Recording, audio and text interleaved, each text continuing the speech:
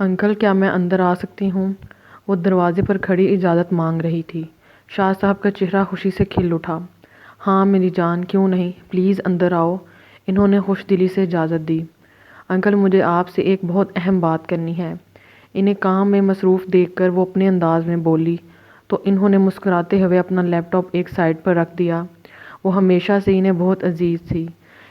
ایک تو ان کے بہت قریبی دوست کی بیٹی تھی اور دوسری ان کی من پسند بیوی کی بھانجی تھی، اور سب سے اہم بات ہے کہ زرین اسے حد سے زیادہ اہمیت دیتی تھی اور وہ اپنی بیوی کے لیے کچھ بھی کرنے کو تیار تھے۔ اپنی بیوی کی خواہش پر ہی انہوں نے فرحت کا رشتہ اشر سے کیا تھا۔ فی الحال اشر اس رشتے پر تیار نہیں تھا، لیکن وہ جانتے تھے کہ وہ اسے اس رشتے کے لیے تیار کر لیں گے۔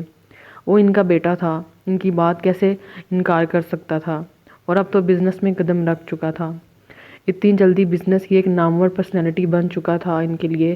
یہ سب کچھ کتنا مشکل تھا، بس کسی بھی پارٹی میں فرحت کا نام اشر کے ساتھ لینے کی ضرورت تھی۔ اشر نے ساری ضد چھوڑ کر صرف اور صرف اپنی عزت کے بارے میں سوچنا تھا۔ انہیں یقین تھا کہ وہ بڑی محفل میں کبھی بھی اپنے باپ کو رسوا نہیں ہونے دے گا۔ وہ نہا کر نکلی تو اشر کو لیپ ٹاپ میں مصروف دیکھا۔ اسے فرح کی باتیں یاد آنے لگیں۔ وہ کل ہی اس سے ملی تھی اور اس نے اسے بتایا تھا کہ وہ اشر سے ملی ہے۔ اسے لینے وہ اس کے گھر گئی تھی تو وہاں نمیش تو نہیں لیکن اشر سے اس کی ملاقات ہوئی تھی۔ فرح نے اس سے کہا تھا، نمیش مجھے اشر بھائی برے نہیں لگتے، میں نے اس کی آنکھوں میں تمہارے لیے محبت دیکھی ہے۔ وہ زاہد کی باسل کی طرح ہرگز نہیں ہے، وہ باقی مردوں سے بہت الگ ہے۔ فرح نے اسے سمجھانے کے لیے 2 سے 3 گھنٹے صرف کیے تھے، لیکن اس کے باوجود بھی نمیش کی سوچ وہیں پر اٹکی ہوئی تھی کہ امیر آدمی کبھی کسی کا نہیں ہو سکتا۔ باسل نے جس طرح سے اس کی جان سے پیاری سہیلی کی زندگی برباد کی تھی، اس کے بعد تو وہ کسی پر بھی بھروسہ نہیں کر سکتی تھی، اور اس کی نظر میں سارے شوہر زاہد کی طرح ہوتے تھے جن کا اعتبار وقت کے ساتھ بدل جاتا ہے۔ ایسے میں اشر پر یقین کرنا اس کے لیے ایک ناممکن سی بات تھی۔ وہ اپنی سوچوں میں ڈوبی ہوئی تھی جب اچانک اسے اپنی کمر پر اشر کے ہاتھوں کا لمس محسوس ہوا، اور پھر ایک نرم سا لمس اپنی گردن پر محسوس ہوا۔ اس کا دل بے ترتیب ہونے لگا۔ وہ اس کے بے حد قریب کھڑا تھا، اور نہ صرف کھڑا تھا بلکہ اپنے لبوں سے اس کی گردن پر پانی کے قطروں کو چن رہا تھا۔ نمیش کو لگا اس کے لبوں کے لمس پر وہ جان سے جائے گی۔ دھڑکتے دل کے ساتھ وہ اس کی موجودگی کو محسوس کر رہی تھی۔ سانسوں میں اٹھتا طوفان اس نے آج سے پہلی بار سنا تھا۔ اس کا دل اسے بہت کچھ کہہ رہا تھا۔ یہ لمس، یہ احساس، یہ احسار، یہ اسے برا کیوں نہیں لگ رہا تھا؟ اس کا دماغ کہہ رہا تھا کہ اشر کی یہ قربت صرف وقتی ہے، جبکہ دل یہ گواہی دے رہا تھا کہ وہ سچ میں اسے چاہتا ہے۔ دل و دماغ کی اس جنگ میں بری طرح سے الجھ کر رہ چکی تھی جب اچانک اشر نے اسے اپنی طرف موڑ لیا۔ اس کے چہرے کو اپنے ہاتھوں کے حصار میں لیے وہ گہری نظروں سے اسے دیکھ رہا تھا، جبکہ وہ خاموشی سے اس کا چہرہ دیکھ رہی تھی۔ نہ کوئی احتجاج اور نہ ہی کسی قسم کی کوئی مزاحمت۔ اشر نے اس کا رخ اپنی جانب کیا۔ کافی دیر وہ اس کے چہرے کو دیکھنے کے بعد بھی جب اس نے کوئی جواب نہ دیا تو وہ بے اختیار مسکراتے ہوئے اس کے لبوں پر جھک گیا۔ تھوڑی دیر اس کے لبوں کی نرمی کو محسوس کرتے ہوئے وہ اس سے دور ہٹا۔ نمیش کی سانسیں بے ترتیب سی تھیں۔ دل میں اس کی محبت کا طوفان سا اٹھنے لگا، لیکن اظہار کرنا مشکل تھا، اور ابھی تک تو دماغ نے اس کی محبت کو قبول نہیں کیا تھا۔ وہ صرف دل کی صداؤں پر لبیک نہیں کہہ سکتی تھی۔ وہ اس سے دور ہٹا اور ایک بار پھر سے نگاہیں اس کے چہرے کا طواف کرنے لگیں، جبکہ وہ اپنی نگاہیں چراتے ہوئے اس کی شرٹ کے بٹن کو دیکھنے لگی تھی، جیسے اس سے زیادہ حسین چیز اس نے زندگی میں کبھی نہ دیکھی ہو۔ وہ اس کے نروس ہونے پر مسکرایا۔ تم جلدی سے تیار ہو جاؤ، میں نیچے ناشتے کی ٹیبل پر تمہارا انتظار کر رہا ہوں، مل کر ناشتہ کرتے ہیں۔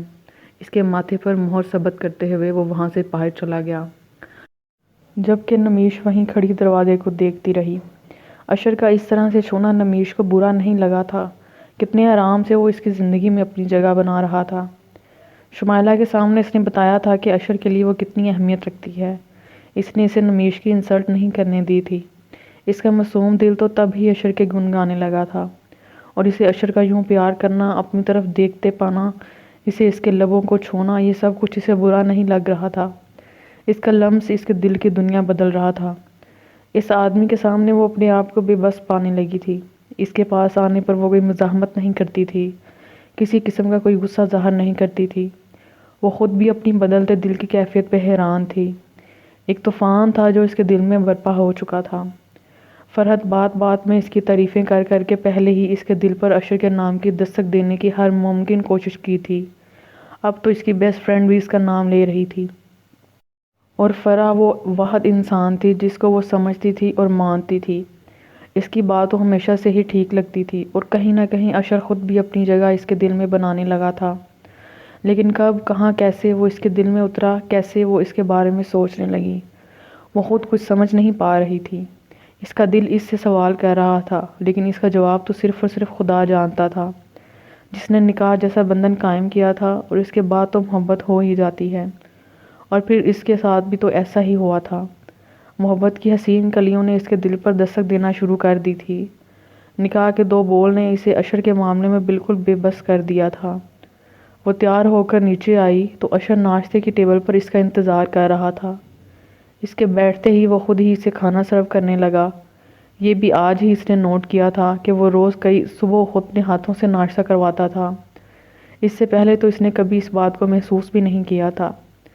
دل کے جذبات اور خیالات بدلے تو اس کو سارے منظر صاف نظر آنے لگے۔ دونوں نے آرام سے ناشتہ کیا اور پھر وہ اشر کی گاڑی کی فرنٹ سیٹ پر بیٹھی آفس کے لیے نکل چکے تھے۔ آفس پہنچتے ہی سب ورکرز کھڑے ہو کر اسے سلام کرنے لگے، جبکہ وہ آگے آگے چلتا بار بار پیچھے کی طرف دیکھتا، مسکراتے ہوئے اسے اپنے پیچھے آنے کا اشارہ کر رہا تھا۔ یہ سب کچھ نیا یا الگ نہیں تھا، یہ تو روز ہوتا تھا، لیکن آج یہ سب کچھ اتنا زیادہ محسوس کیوں ہو رہا تھا؟ یہ بات وہ سمجھ نہیں پا رہی تھی۔ کیوں اس شخص کی باتیں، اس کا انداز اور خود اسے بہت اچھا لگنے لگا تھا؟ وہ آج کی بنسبت کل بہت پرسکون تھی۔ آج تو دل بے چین تھا، بہت بے چین۔ نہ جانے کیوں آج سب کچھ نیا نیا لگ رہا تھا، سب کچھ الگ رہا تھا۔ کیا یہ محبت کا ہی ایک ہی رات میں ہو جاتی ہے؟ کیا کچھ ہی لمحات میں دل کی دنیا بدل جاتی ہے؟ اسے تو لگا تھا کہ جب اسے محبت ہوگی سب کچھ بدل جائے گا، لیکن کچھ بھی نہیں بدلا تھا، سب کچھ ویسا ہی تھا، بس دل کی دنیا بدل گئی تھی۔ اشر کی پارٹی کی تیاریاں شروع ہو چکی تھیں۔ ہر طرف اشر کی سالگرہ کا شور مچا ہوا تھا۔ کچھ ہی دنوں میں سالگرہ تھی، جس میں شہر کے بڑے بڑے بزنس مین کے ساتھ سیاستدان بھی شامل تھے۔ اس کی پارٹی ہر سال بہت عروج پر ہوا کرتی تھی۔ اس سال بھی شان و شوکت سے پارٹی کی تیاریاں ہو رہی تھیں، اور شاہ صاحب کو پارٹی کا بڑی بے صبری سے انتظار تھا، کیونکہ وہ اس سال بہت بڑا فیصلہ کرنے جا رہے تھے۔ اس سال وہ اشر کی شادی اناؤنس کرنے والے تھے، کیونکہ فرحت بہت زیادہ ضد کر رہی تھی کہ اشر اسے کوئی اہمیت نہیں دیتا، نہ تو فون پر اس سے بات کرتا ہے اور نہ ہی اسے باہر کہیں گھمانے پھرانے لے کر جاتا ہے، اور نہ ہی اس سے ملاقات کرتا ہے۔ اور یہ ساری باتیں انہیں پریشان کر رہی تھیں، کیونکہ ان سب چیزوں کی وجہ سے زرین ان سے ناراض ہو رہی تھی، جس کی ناراضگی کو کبھی بھی افورڈ نہیں کر سکتے تھے۔ اشر کو یوں فرحت کو نظر انداز کرتے دیکھ کر انہوں نے فیصلہ کیا تھا کہ وہ جلد سے جلد ان کی شادی کا فیصلہ کر دیں گے، تاکہ وہ بھی اپنی زندگی میں سیٹل ہو جائے اور فرحت کے ساتھ ایک حسین زندگی کی شروعات کریں۔ اور بس 3 دن کے بعد وہ پوری محفل کے سامنے فرحت اور اس کی شادی کی اناؤنسمنٹ کرنے والے تھے۔ اشر سمجھ گیا تھا کہ نمیش اس کے بارے میں سوچنے لگی ہے۔ نہ جانے کون سی بات تھی اس کی جو نمیش کے دل پر جا لگی تھی۔ اس کا بے اختیار اپنی طرف دیکھتے رہنا اور پھر اس کے دیکھتے ہی نظر جھکا لینا اشر کو بہت کچھ سمجھنے پر مجبور کر گیا تھا، اور وہ اندر ہی اندر اس کی بدلتی کیفیت پر بہت خوش بھی تھی۔ وہ اس کے پاس کھڑا رہتا یا اسے اپنے قریب کر لیتا، وہ کسی قسم کی کوئی مزاحمت نہیں کرتی تھی۔ اشر سمجھنے لگا تھا کہ وہ بھی اس کے رشتے کو قبول کرنے لگی ہے، اور یہ بات اشر کے لیے ایک بہت خوشگوار ثابت تھی۔ یہ ڈیل تو ہماری ہے اشر، بس اب کل تمہیں سائن کرنے ہیں، پھر تمہارا سب سے بڑا ڈریم پورا ہو جائے گا، تمہارے بزنس کریئر کی سب سے بڑی ڈیل۔ وہ کب سے چہکتی شمائلہ کو سن رہی تھی، اور اشر مسکرا رہا تھا۔ کچھ جیت لینے کی خوشی اس کے چہرے پر صاف جھلک رہی تھی۔ نمیش اس کو بھی اس کا ہنستا مسکراتا چہرہ بہت بھا رہا تھا۔ وہ صاف اندازہ لگا سکتی تھی کہ یہ پروجیکٹ اس کے لیے کتنا اہم ہے۔ یہ اس کے بزنس کریئر کا سب سے بڑا پروجیکٹ تھا، جس کے لیے وہ تقریباً 1 سال سے دن رات ایک کر رہا تھا، اور اب فائنل اس کا یہ ڈریم پورا ہونے جا رہا تھا، جس کی نمیش کو بھی بہت خوشی تھی۔ وہ کیوں اشر کے بارے میں اتنا کچھ سوچنے لگی ہے؟ کیوں اسے خود پر حاوی کرنے لگی ہے؟ یہ سوچتے سوچتے اس نے اپنے آپ کو بہت زیادہ ڈسٹرب کر لیا تھا، جس کا نتیجہ شدید بخار نکلا۔ اشر ڈنر ٹیبل پر اس کی غیر حاضری کو محسوس کرتے ہوئے اوپر جانے لگا، کیونکہ اس نے لنچ بھی نہیں کیا تھا۔ ایک اہم میٹنگ کی وجہ سے اسے لنچ ٹائم پر میٹنگ میں جانا پڑا، جس کی وجہ سے اب اسے بہت بھوک لگی تھی، اور ڈنر تو نمیش کے ساتھ کرنے کی عادت سی پڑ گئی تھی۔ آج وہ بہت پرسکون تھا، کیونکہ کل وہ اپنے ڈریم کو حاصل کرنے جا رہا تھا۔ اس نے سوچ لیا تھا کہ اب وہ نمیش سے صاف بات کرے گا۔ 1 مہینہ ہونے کو ہے ان کی شادی کو، اور کسی بھی رشتے کو قبول کرنے کے لیے یہ 1 ماہ بہت تھا۔ اب اسے اور نمیش کو اپنی اگلی زندگی کے بارے میں سوچنا چاہیے۔ یہ تو وہ بھی جان چکا تھا کہ نمیش بھی اسے پسند کرنے لگی ہے، تو پھر یوں کھچا کھچا دور دور رہنا سبب بے معنی ہے۔ اس سے کمرے میں قدم رکھا تو نمیش کو بیڈ پر لیٹی گہری نیند میں سوتے پایا۔ وہ اس طرح اتنی جلدی سوتی تو ہرگز نہیں تھی۔ وہ پریشانی سے اس کے پاس آیا، اور پھر وہی ہوا جس کا ڈر تھا۔ اس کا چہرہ بخار کی شدت سے سرخ ہو رہا تھا۔ اس کا ٹمپریچر چیک کرتے ہوئے اس نے صدف کو آواز دینا شروع کر دی۔ اپنے ٹھنڈے اور نرم مزاج باس کو اس طرح سے آوازیں دیتے دیکھ کر صدف بھی بھاگے بھاگے اس کے کمرے میں آئی۔ صدف، ڈاکٹر کو فون کرو، نمیش اس کی طبیعت بہت خراب ہے، جلدی کرو، وہ کافی بے چین لگ رہا تھا۔ اس کی بے چینی نے صدف کو بھی تیز تیز ہاتھ پیر ہلانے پر مجبور کر دیا۔ کچھ نہیں، آج کل کی لڑکیاں ذرا سی بات کو اپنے دماغ پر حاوی کر لیتی ہیں۔ مینٹلی ڈسٹربنس کی وجہ سے انہیں بخار ہو گیا ہے۔ میں نے دوا دی ہے، صبح تک آرام ملے گا، ڈاکٹر نے مسکراتے ہوئے کہا۔ لیکن اشر تو مسکرا بھی نہیں پایا تھا۔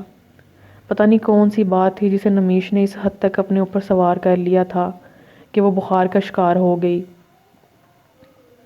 اس کا بس چلتا تو اپنی نمیش کو ہر مشکل سے دور کر دیتا، اس کی ہر پریشانی کو خود پر لے لیتا۔ نمیش کی بخار میں دہکتی صورت دیکھ کر اسے سکون نہیں آیا، تو وہ ساری رات اس کے ساتھ بیٹھا رہا۔ 1 سیکنڈ کو بھی اس کی آنکھ نہ لگی تھی، اور نہ ہی وہ سونے کا ارادہ رکھتا تھا۔ اس کا بس چلتا تو اسے 1 پل کے لیے بھی اپنی نظروں سے دور نہ ہونے دیتا۔ اس کی آنکھ صبح 11 بجے کے قریب کھلی، تو اپنے ساتھ رکھی کرسی پر ایسے بیٹھے دیکھ کر پریشان ہوئی۔ کل کے کپڑوں میں بھری ہوئی شیو کے ساتھ وہ کافی بے چین سا لگا۔ اس کی بکھری بکھری سی حالت دیکھ کر اس کو بھی اس پر ترس آ گیا۔ وہ ساری رات اس کی وجہ سے یہاں بیٹھا رہا۔ کرسی پر بیٹھے بیٹھے شاید وہ سو گیا تھا۔ نمیش نے ذرا سی حرکت کی تو اگلے ہی پل وہ سرخ آنکھیں کھولے اسے دیکھنے لگا۔ اب کیسی طبیعت ہے تمہاری؟ اس کے انداز سے بے قراری صاف جھلک رہی تھی۔ آپ کی میٹنگ تھی 9 بجے، وہ ہوش میں آتے ہوئے بولی۔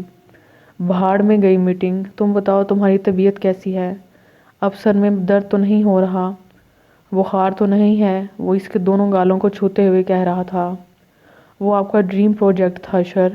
اس کے حلیے سے وہ یہ اندازہ لگا ہی چکی تھی کہ وہ میٹنگ پر نہیں گیا، اسی لیے اپنی بات پر زور دیتے ہوئے بولی۔